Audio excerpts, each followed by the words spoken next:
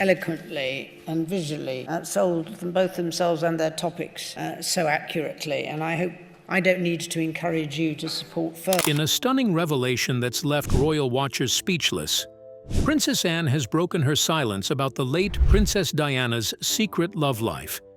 And it's not who anyone expected. For decades, the world believed Diana's heart belonged to Prince Charles, or later, Dodi Fayed.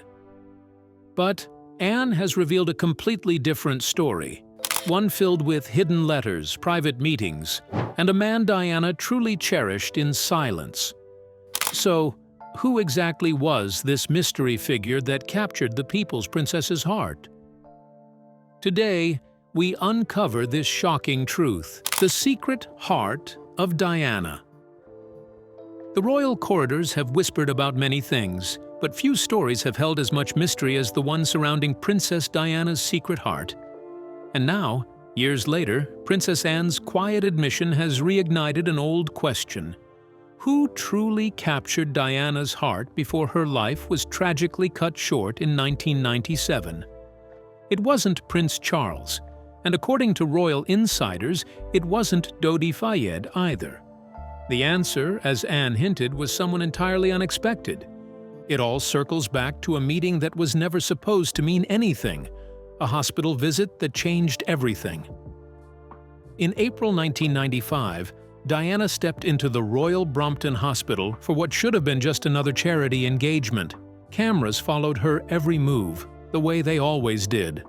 Yet somewhere between the sterile hallways and the scent of disinfectant, fate quietly rewrote her story. The hospital administrator, in his formal tone, had introduced her to one of their best cardiac surgeons, Dr. Hasnat Khan. He wasn't the type to bow or flatter. Dressed in plain surgical scrubs with exhaustion written across his face, Hasnat seemed entirely unimpressed by titles. When asked to explain his work to the princess, he simply declined, saying his patient needed him more than royal courtesy. That single act, so ordinary yet so rare in Diana's world, left her intrigued. For the first time in years, she met someone who didn't want anything from her. Later that night, long after the media had gone home, something even more unusual happened. Diana returned to the hospital not as the people's princess, but as a woman searching for something real. In the quiet cafeteria, with the smell of reheated coffee and vending machine sandwiches, she found Hasnat again. Their conversation was effortless, free of rehearsed smiles and scripted pleasantries. He spoke of his life in Pakistan, his struggles in London, and his passion for medicine. She genuinely listened, then laughed, a real laugh that surprised even her. "You haven't asked me about my marriage or my divorce," she said. "You're treating me like a normal person." Hasnat smiled. "Aren't you?" Her reply came soft but heavy. "I haven't been allowed to be one for 15 years. That night lasted until 2 a.m. The surgeon and the princess talked about dreams, fears, and the strange loneliness that shadows those who live in the public eye. "I became a doctor to heal people," Hasnat said. "What made you become a princess?" "I didn't," she whispered. "I was just born into the wrong fairy tale." From that moment, their bond grew in secrecy. Diana often slipped into the hospital through back doors, sometimes in disguise, just to see him. Friends later revealed she called him Mr. Wonderful and spoke of him as her soulmate. For once, she wasn't chasing glamour or power. She was chasing peace.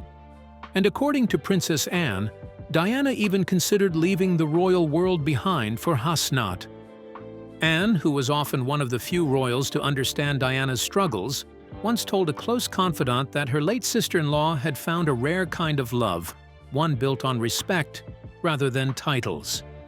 It was this quiet affection that truly changed Diana, giving her a sense of purpose even after her marriage to Charles fell apart. He grounded her, Anne reportedly said. She admired his strength, his simplicity. She didn't want a prince anymore. She wanted a man who saw her as just Diana. When news later spread about Diana's relationship with Dodi Fayed in 1997, the world assumed she had found her new love. But those who knew her best, including Princess Anne, never believed Dodi was the one. The romance with Dodi, as Anne once hinted, was a distraction, perhaps a desperate attempt to move on from a man she could never fully have. Her heart, Anne reportedly said, was already taken long before Paris. And maybe that's why the mystery endures. Diana's life was surrounded by flashbulbs, but her truest moments were lived in quiet corner of hospital rooms, midnight cafes, and whispered phone calls far from the cameras. Princess Anne's revelation doesn't rewrite history. It only reminds us that even the most glamorous lives can hide the simplest of human longings to love and be loved freely. So, who was the man Diana really loved?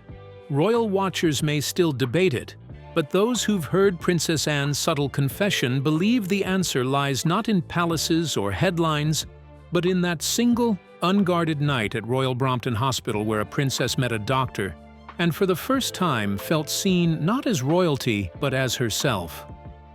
Because sometimes, the greatest love stories aren't written in fairy tales. They're hidden in the quiet spaces history has almost forgotten.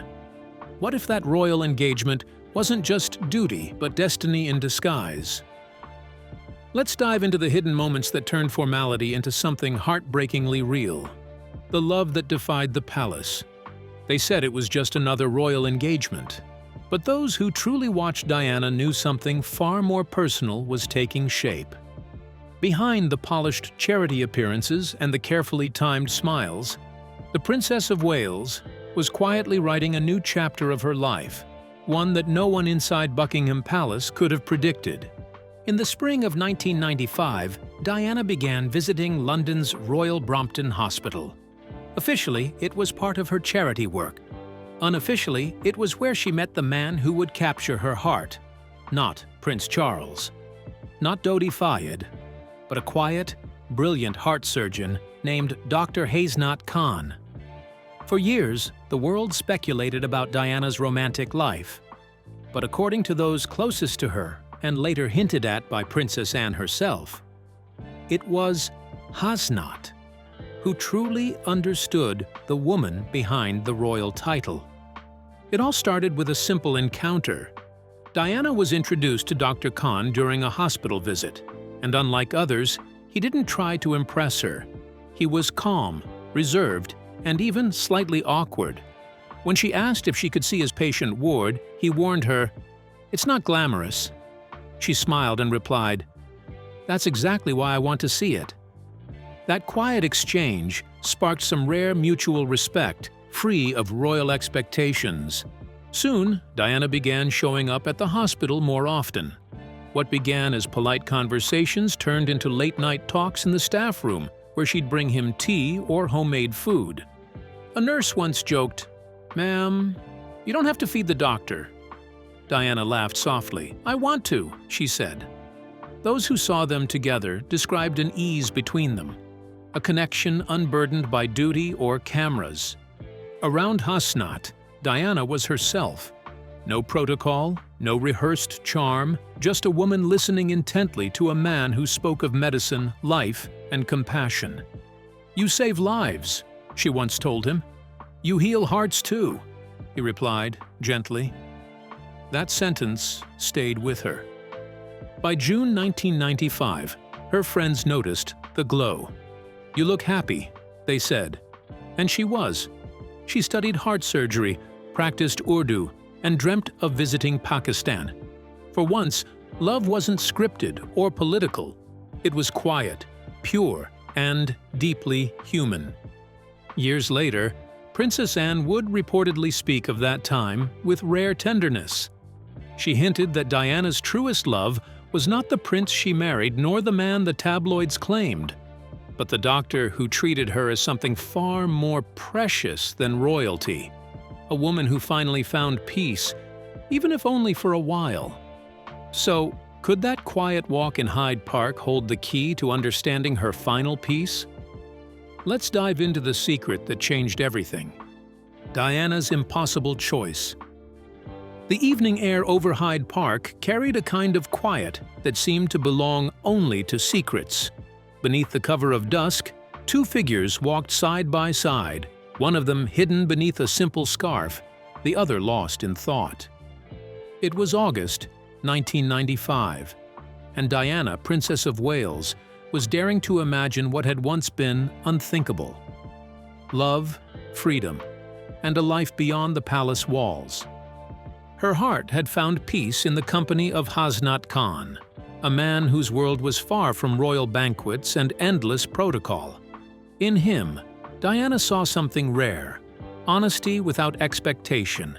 Their late-night walks, quiet laughter and stolen hours had become her only moments of real joy. But love, as Diana knew too well, always came with a cost. One night, unable to hide what she felt any longer, she turned to him and whispered words that would stun him to silence. What if I gave it all up? The title, the palace, the life. What if I chose you? Hasnat froze, his expression torn between disbelief and fear. Diana, you can't mean that. I do, she insisted, her voice trembling but sure. I'm tired of being trapped in a golden cage. I could move to Pakistan, work in your hospital, help with patients, support families, and live simply. I could finally be myself. Her words spilled out like a dream she had been rehearsing for months. But Hasnat's face darkened with pain. He took her hands gently. You're not just Diana, you're the mother of the future king. You can't walk away from that. In time, you'd resent me for taking you from your purpose. She shook her head, tears in her eyes. My purpose is to be happy. And your sons? He asked quietly. William and Harry need you more than anyone. You can't help the world by disappearing from it. His voice cracked, the weight of reality pressing down on them both. The silence that followed felt endless. Diana looked at him, realizing that his love was the kind that sacrificed itself for her sake. He wasn't rejecting her. He was protecting her. Protecting her from the chaos that would follow if a princess chose love over duty. Still, Diana's heart rebelled. But love should be enough, she whispered. Hasnat's eyes softened. Sometimes love means letting go. Those words lingered long after the night ended. In the days that followed, Diana kept replaying that moment, the way his voice broke, the ache in his eyes, and the truth she didn't want to face. For a brief, fleeting time, she had allowed herself to believe that she could rewrite her destiny. But destiny, as she had learned, was never kind to those who tried to escape it. Years later, those close to her would say that Diana was never quite the same after that summer. She continued her work, smiled for the cameras, raised her sons with fierce devotion, but behind the smile lived a quiet sorrow. A love story that almost was. A life that might have been. And somewhere in the hush of Hyde Park, the wind still seems to whisper the question she once asked under the fading August light. What if I had chosen love instead of duty? Imagine if that single question held the key to understanding the woman behind the crown. Diana's hidden heart, the love that never stood a chance. The late Princess Diana was known to the world as a symbol of grace and compassion. But behind the flash of cameras and polished royal smiles, she carried a secret that very few knew. Long before her life met its tragic end in 1997, whispers of a quiet romance had already begun to stir, one that would take her far from the royal halls of London and into a world ruled by faith, family, and impossible choices. By the autumn of 1995, Diana had found something she hadn't felt in years: peace. The man who gave it to her wasn't a prince, nor a public figure. He was Dr. Hasnat Khan, a reserved British-Pakistani heart surgeon known for his humility and devotion to his work. They met in a hospital corridor away from photographers, titles, and expectations. For Diana, who had been suffocating under the constant gaze of the world, it was like breathing again. The relationship grew in quiet corners of London. Diana would disguise herself in wigs and plain clothes, slipping into small restaurants or taking long evening walks in secluded parks. They shared laughter, meals, and moments so ordinary that they felt extraordinary to her. With Hasnat, she wasn't the people's princess. She was simply Diana. But love under secrecy is never easy, especially when one half of the couple is the most photographed woman in the world. Still, Diana went further than anyone could have imagined to make their relationship work.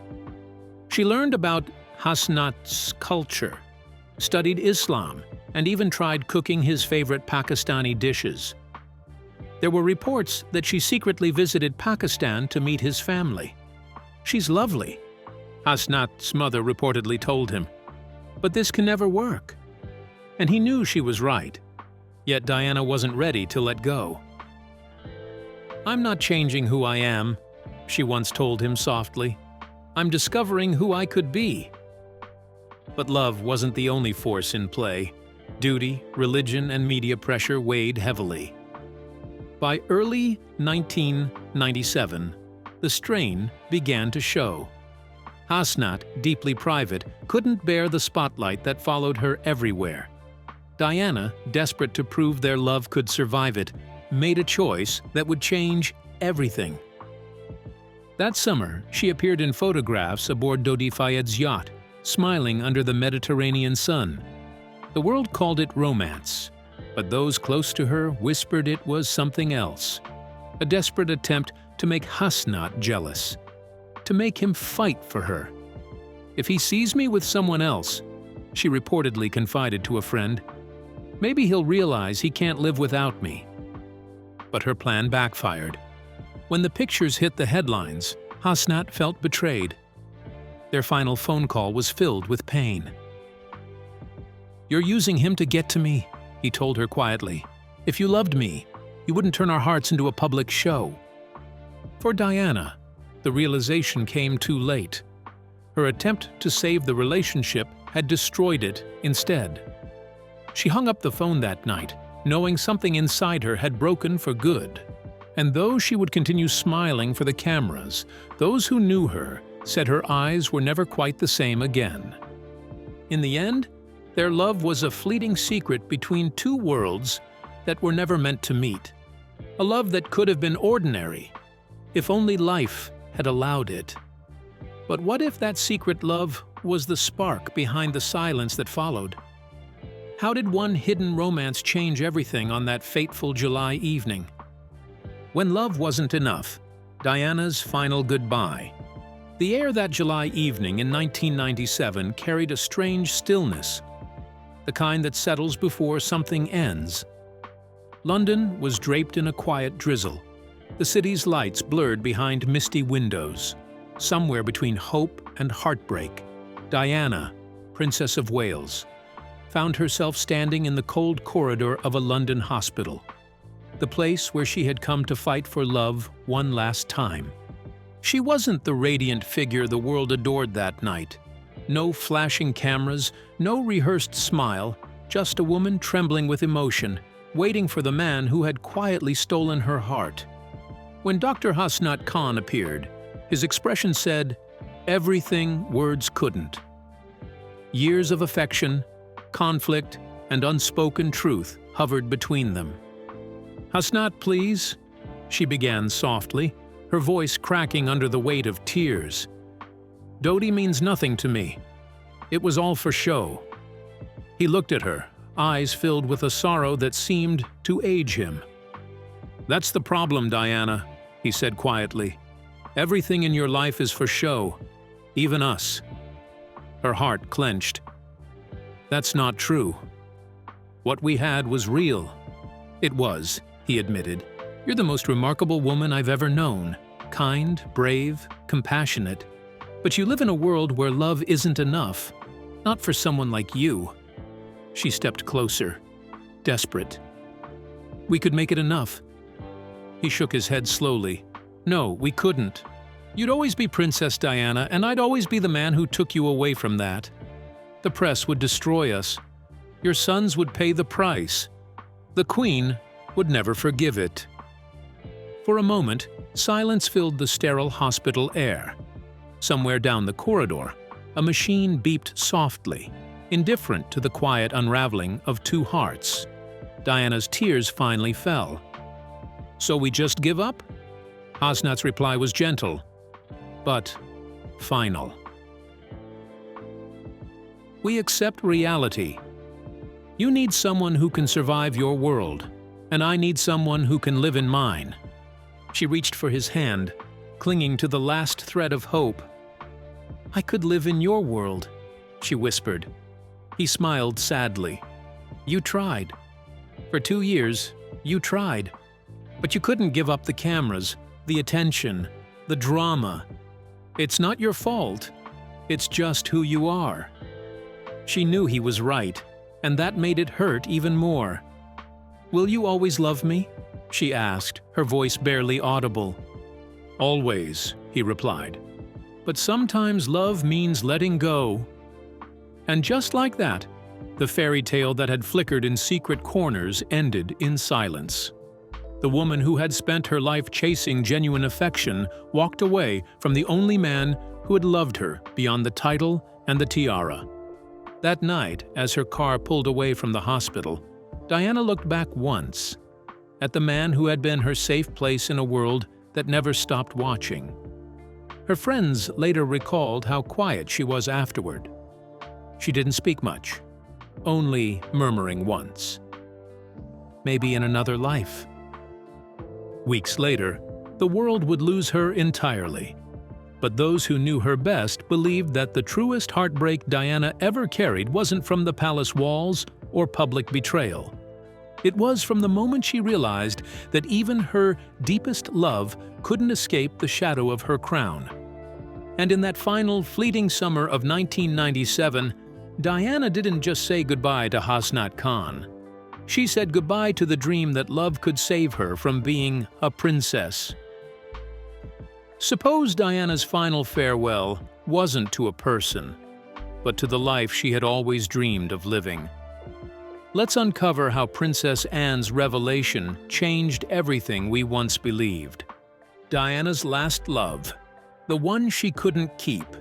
The world remembers August 1997 as the month when Princess Diana's light faded. But Princess Anne's quiet revelation years later gave that loss a deeper meaning. In a private conversation that later came to light, Anne spoke candidly about her late sister-in-law, not as a royal icon, but as a woman who once loved fiercely and truthfully. "It wasn't Charles," she said softly, "and it certainly wasn't Dodi. The man Diana truly loved was someone the world barely knew.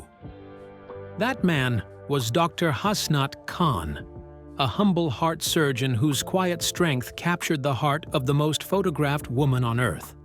Their story began far from the glitter of royal life in the sterile halls of London's Royal Brompton Hospital. To most, it was just another royal charity visit in April 1995. But to Diana, it was the day she met the only person who ever made her feel ordinary and loved for it. Unlike others, Hasnat didn't bow or chase attention. He was direct, grounded, and uninterested in her fame. That honesty disarmed Diana. She once told Anne during a private family conversation, "With Hasnat, there were no masks, no judgment, just peace." For a woman constantly watching, that peace felt like freedom. Anne, who had always admired Diana's vulnerability behind the cameras, later admitted she understood why Diana's heart never truly belonged to anyone else. He wasn't dazzled by her crown, he saw her, Anne reflected. And perhaps that was what Diana had craved most. Friends recalled Diana's words in her final summer. Charles was on duty, Dodi escaped, but Hasnat, he was home. Yet, as Anne later explained, he loved her enough to let her go. Hasnat feared the relentless spotlight would destroy them both. So they parted, quietly, painfully, and forever. When news of Diana's death reached him in the early hours of August 31st, 1997, Hasnat was still at the hospital. Witnesses said he broke down completely, whispering, "She's gone," as tears streamed down his face. He never married after that. His life became his work. His devotion turned to his patients, while Diana's memory remained locked in his heart. Princess Anne's revelation didn't just reopen an old chapter. It reminded the world that even within palaces, love can be heartbreakingly human.